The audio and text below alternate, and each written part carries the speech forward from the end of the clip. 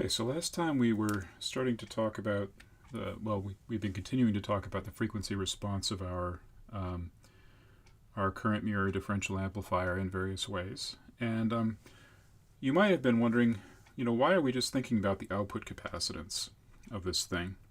Why not consider some sort of internal capacitances? And that's a fair question. And so I'd like to spend a little bit of time now trying to address that.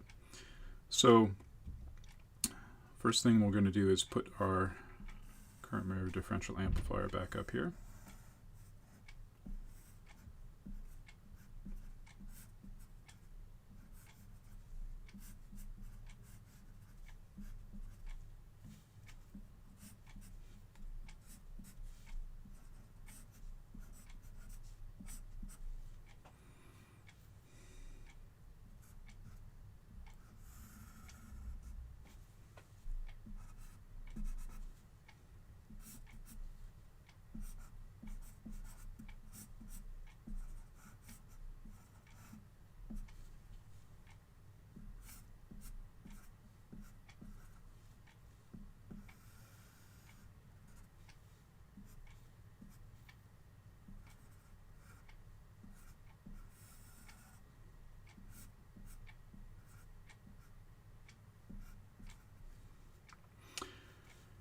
And we've got, say, VCM, VCM. And we're going to go back to thinking about the differential mode gain, where we put a delta VDM in here, and we consider what is the delta V out.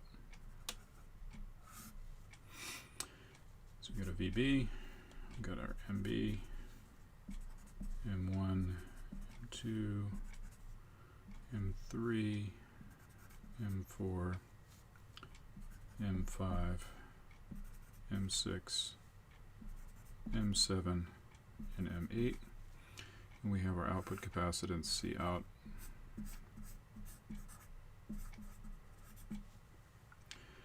And so the question is, why not consider some sort of internal capacitance in here? Why just put in an output capacitor on here? And what I'd like to do to try to get an intuition for what's going on with these other capacitances is to, let's suppose we were to put a capacitor here on this node, call this C7. And what this would model, this is not we wouldn't actually put a capacitor like an explicit capacitor in the circuit here. This would model basically the gate capacitance, gate to bulk capacitance of transistor M7, the gate to bulk capacitance of transistor M8, capacitance seen looking into the gate, would model the drained to bulk capacitance, which is the effective capacitance of the drain to body diode on M7. There's also a drain to body diode on M6 that's wired to this node. There's some interconnection capacitance associated with the wires that actually connect up these various structures in the circuit. And we can lump all of those together, since capacitors combine by adding in parallel, into a single effective C7. And we would like to see or think about, what difference would C7 make in terms of our analysis of the differential mode gain of the circuit. Okay. So we're going to apply node fixing just like we've been doing and say what difference would the presence of this capacitor make in our analysis. And the first thing I want to do is consider what effect would C7 have on the output impedance of the circuit. So we've had an early effect resistor, RO8 and RO4.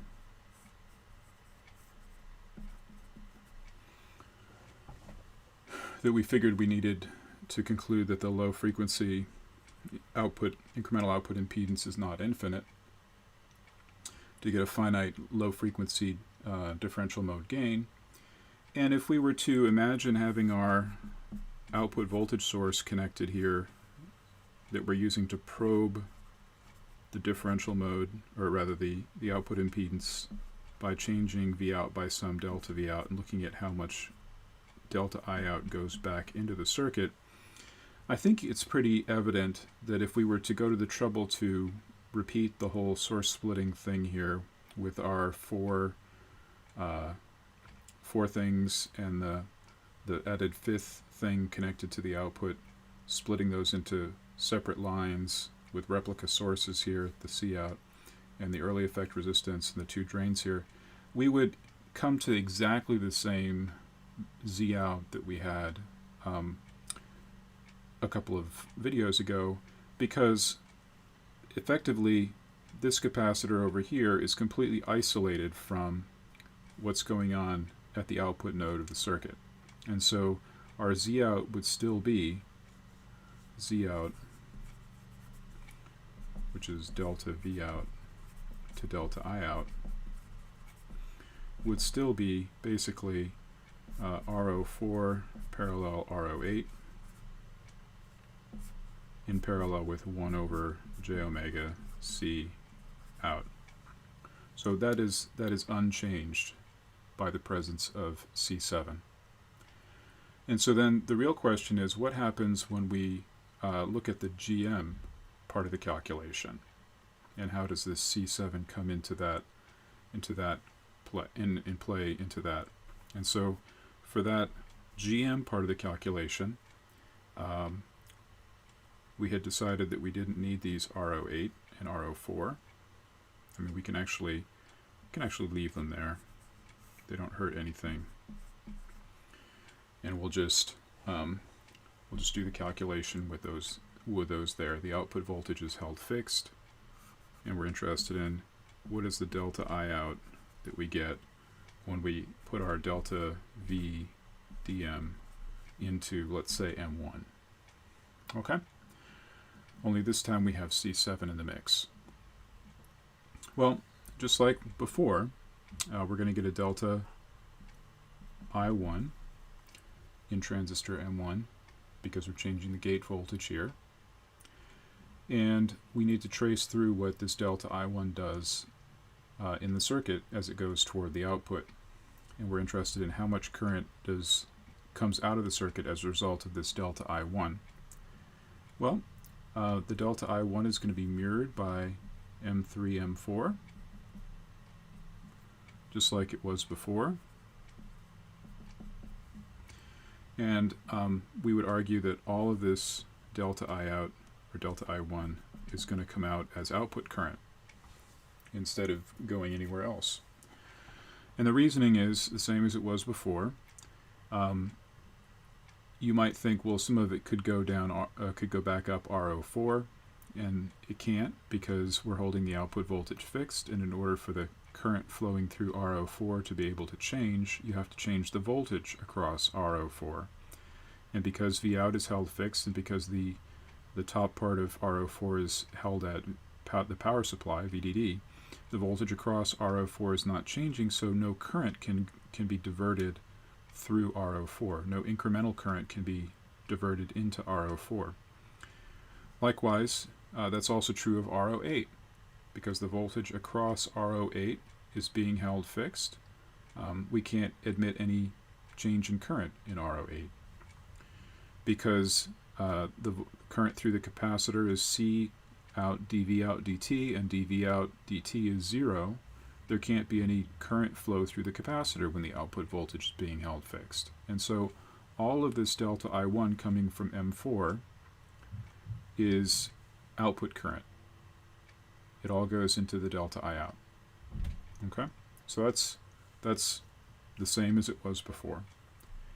This delta I out also flows out of the source of M1 and back up the source of M2, just like before. Flows out of the drain of M2 and is mirrored by M5, M6. Okay? So here's where things start to get a little more interesting, because we come now to the node that C7 is connected to. And we got to say, where is this current delta I1 coming from? Well, it's coming from basically two places. It can come from C7, or it can come from the current mirror, M7, M8. And so we have here a two-way current divider. Some of it will come from the current mirror. We could call that alpha times delta I1, where alpha is going to be a current divider ratio, and 1 minus alpha of it will come from C7. Okay. It might be a little more intuitive if the current were being sourced onto this node, and some of it would go this way and some of it would go this way. If you like, we just have a negative input current, and so some of it's coming from here, some of it's coming from here, but we have only a fraction of it that's coming from M7, and some of it is being supplied by C7. And so instead of mirroring delta I1, what M7, M8 mirrors is alpha times delta I1. And so what comes out of the circuit here is now alpha times delta I1. So whereas before we had 1 plus 1 times delta I1, we now have 1 plus alpha times delta I1. And so we're going to have to figure out what is this alpha.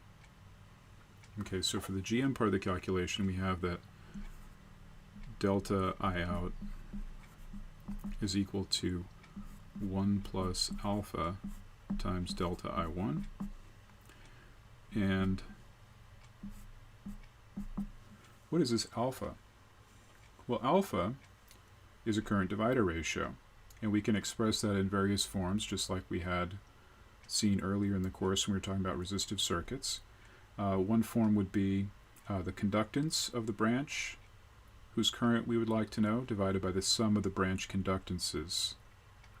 And that's going to be convenient because we know the conductance of this branch is going to be just given by GM7, the transconductance gain of M7. Remember, that is the amount by which the gate voltage has to move in response to a change in the saturation current flowing through the transistor. So it's going to be GM7 divided by the sum of the two branch conductances. So that the one branch conductance, of course, is GM7, and the other branch conductance is going to be what's called the admittance of the capacitor. That's 1 over the impedance of the capacitor. And so that's going to be J omega C7.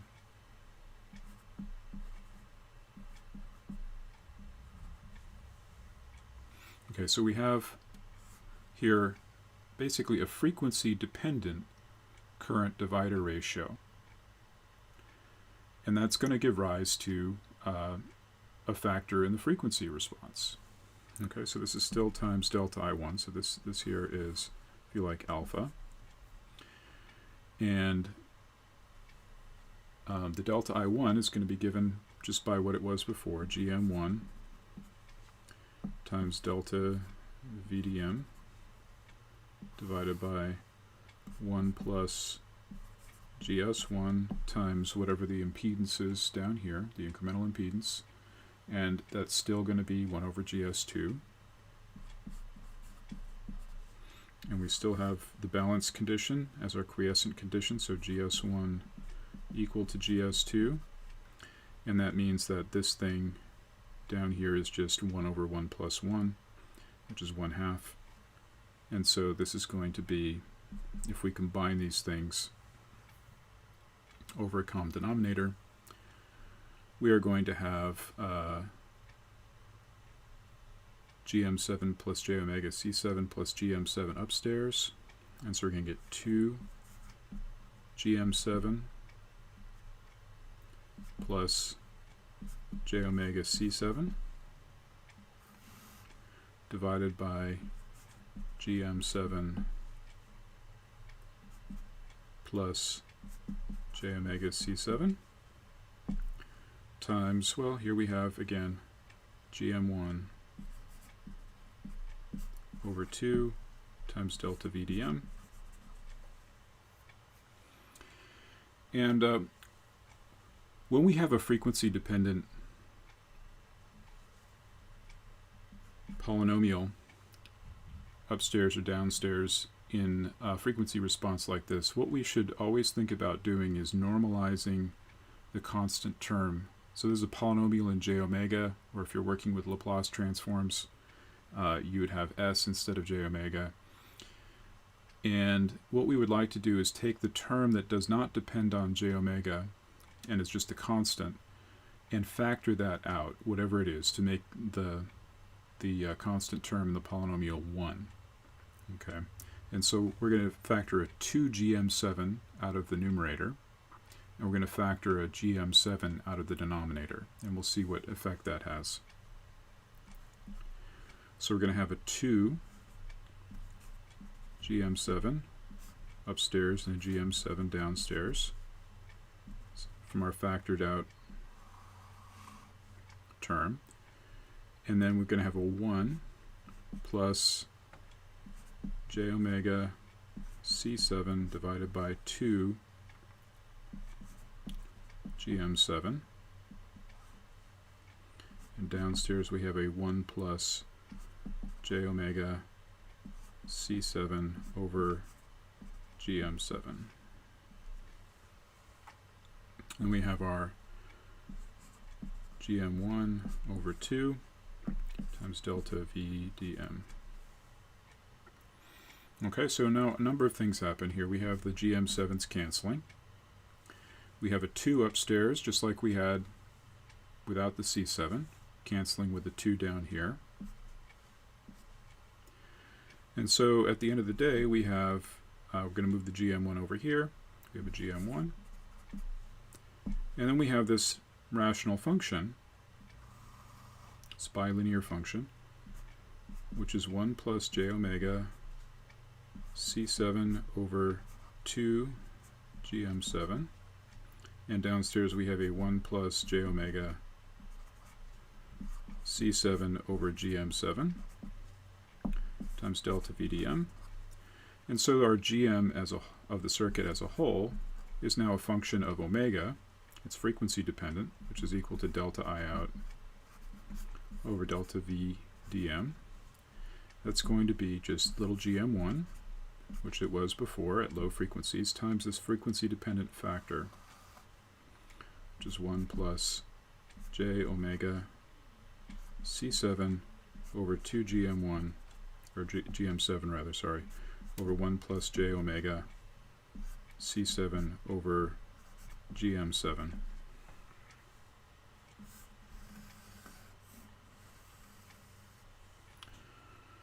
Okay, and the z out here, if we were to expand, parenthesize the parallel combination this way, where we keep the RO4 parallel RO8 grouped, and we have the parallel 1 over j omega c out, we saw at one point that if we expand this out as product over sum, this wound up being RO4 parallel RO8 over 1 plus j omega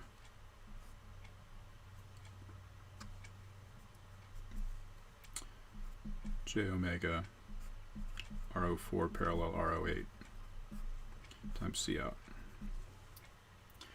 And so if we were to combine these by node fixing, we'd have that the differential mode gain, which is delta V out over delta VDM, would be equal to GM times Z out. And so we would have, combining the low frequency terms here, I guess I should mention here that by normalizing this constant term to unity, when we're at low frequencies, all of the terms that are some power of j omega are negligible compared to 1 because omega is small. And so by normalizing these polynomial factors or terms to the constant term to unity, what that exposes is the prefactor is the low frequency behavior, and that's actually a very good way of expressing these things. It's a very nice way of doing so because a lot of times we maybe have already looked at the low frequency behavior, are interested in the low frequency behavior, and then we're interested in seeing how these capacitors or other impedances will shape the response as a function of frequency as we go to higher and higher frequencies. And so we would pick up here our normal low frequency gain, which was GM1 times RO4 parallel RO8. And now we have two frequency dependent factors. We have the one that came from the output impedance, and we have now a pole in the response due to the GM, due to the presence of this C7, and we have a 0. And it's going to be a right half plane 0, I'm sorry, left half plane 0, because the location of the frequency that makes the numerator term go to 0 is going to be in the left half plane. It's going to have a negative real part, and so we have in the numerator 1 plus j omega C7 over 2 GM1, 7 rather. And downstairs we have a 1 plus j omega C7 over GM7, and our 1 plus j omega RO4 parallel RO8 times C out. Okay, so this would be what is the differential mode gain of the circuit in the presence of this extra capacitor C7. So C7 introduces these two factors that we didn't have before. One is going to be a 0, and one is going to be a pole. And it's interesting to think about, you know, at what frequencies do these new factors come into play? Okay, so if we think about this RO4 parallel RO8 times C out, that's an RC product. It's a time constant, right? And C C7 over GM7 and C7 over 2 GM7 are both also RC products. It's a C over G, which is the same as an RC, right? If I divide by conductance, that's the same as multiplying by the reciprocal of it, which would be a resistance. And so these are all going to be time constants. And if we say, you know, how do these time constants, C7 over GM7, compare to RO4 parallel RO8 times C out? What can we say about that? Well, we can certainly say that, you know, the time constant of the 0, which is C7 over 2 GM7, is exactly 1/2 of, or 1 octave above in frequency, C7 over GM7, because they just differ by a factor of 2. That's obvious. But to think about, you know, what is the time constant here that's due to the output node versus the time constant here, which is in some sense due to or associated with this node here. Well, we can say a couple of things. One is that certainly GM7, 1 over GM7 is going to be a much lower resistance than RO8, right? So if GM7 is the same as GM8, right, they're matched transistors. They have the same current flowing through them because they're current mirrors, so GM7 and GM8 are going to be the same. And so if GM8 RO8 is much bigger than 1, we know that 1 over GM7 is going to be a much smaller resistance than RO8. Okay, and so RO4 parallel RO8, while that's less than RO8 by maybe about a factor of 2, 1 over GM7 is going to be a fair bit smaller than RO4 parallel RO8 in terms of the resistance. Okay, so this is going to be associated with a smaller R. This one's going to be associated with a larger R. What can we say about C7 versus C out? Well, this is an internal capacitance. It's due to local wiring and sort of the parasitic capacitance of the gates of these transistors and the diodes that form the source, or the drain to body diodes of these two transistors. This is a local interconnection, and probably will be a fairly small capacitance compared to what you might find at the output of the circuit.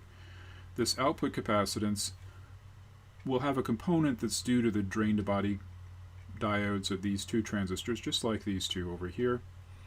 But these transistors, since they're the output transistors of the circuit, they might be larger, and so their drain to body diodes may be larger and hence have proportionally more capacitance. This may fan out to some larger area of interconnect because it's the output of the circuit, and it may go all over the chip or something like that, or it may go off chip. It may actually be driving an explicit output capacitance, or the capacitance of a pad, a bonding pad, or something off chip. And so Cout is likely to be a much larger capacitance than C7. And so we have two things going here that allow us to say something about the relative sizes of these two time constants, and hence, at what frequencies these factors become significant.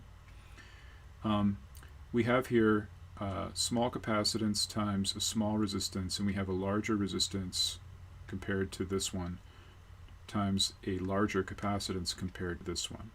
And so we get the sense that this time constant is going to be much less than, or much larger than, this time constant, and hence this pole frequency, or this pole, will kick in at a much lower frequency than this pole, and this pole kicks in at 1 octave below this 0. Okay, and in point of fact, that basically means that this capacitor sort of affects the behavior, the frequency response of the circuit at a much higher frequency than this capacitor does. And often we're interested in what's called the dominant pole, which is the pole that kicks in at the lowest frequency. And it's really that pole that determines the dynamics of the circuit and the stability of the circuit. And if we're interested in any of the other poles, we're interested in where is the first non-dominant pole relative to the dominant pole. And so we can't, practically speaking, take into account all of the capacitors in a circuit. We wouldn't want to in a sort of analytical calculation like we're talking about here, because the computation would be hopelessly complex, and our expressions would, even with good analytic techniques, would quickly become very unwieldy. And so we're interested in putting just enough complexity into the model to do the work we need to do. And so we can use some common sense in terms of, how big are these capacitors likely to be? And if we have the actual physical design of this amplifier circuit down at the transistor level, we can estimate some of these capacitances, and we can say, well, these smaller capacitances probably won't kick in till higher frequencies. And we can estimate what are going to be the various impedance, or low frequency impedances or resistances of these various nodes, and say things like, well, this output has got two drains, and so the early effect resistances are going to be sort of the dominant component there. Those are fairly large resistances compared to things like the incremental resistance of a diode connected transistor that's carrying a comparable current, or the source conductance of a transistor that's carrying a comparable current. And so we can kind of get a sense that these internal nodes are going to settle much faster, or have much faster dynamics than the output node. And so we can kind of concentrate our modeling of the dynamics associated with the high resistance nodes and the large capacitance nodes first.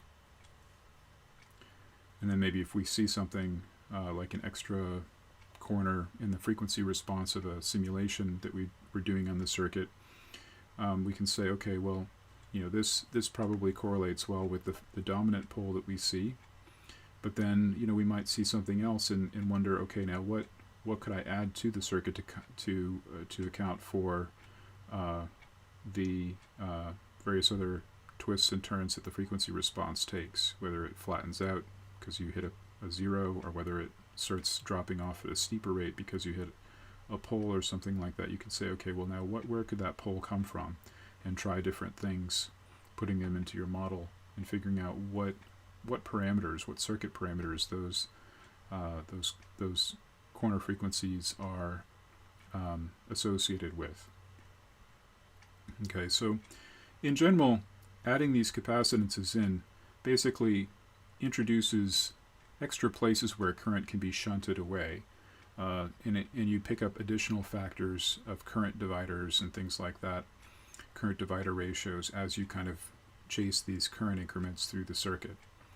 And so you can kind of ask yourself, at what frequency would this capacitor kick in? Well, it's gonna kick in at frequencies, or become significant at frequencies at which the impedance or admittance of the capacitor is comparable to the in magnitude to the conductance or the resistance, incremental resistance of the node that we're talking about. At frequencies above that crossover point, the capacitor will become more significant, in fact, and will steal most of the current away. And at frequencies below that, you can kind of think of the capacitor as not really mattering all that much to the calculation. You can leave it out. Okay, so that's all I really wanted to say about these internal capacitances. You can take them into account selectively, and they don't encumber things too much, but you'd only want to do it selectively. That's the basic take-home message.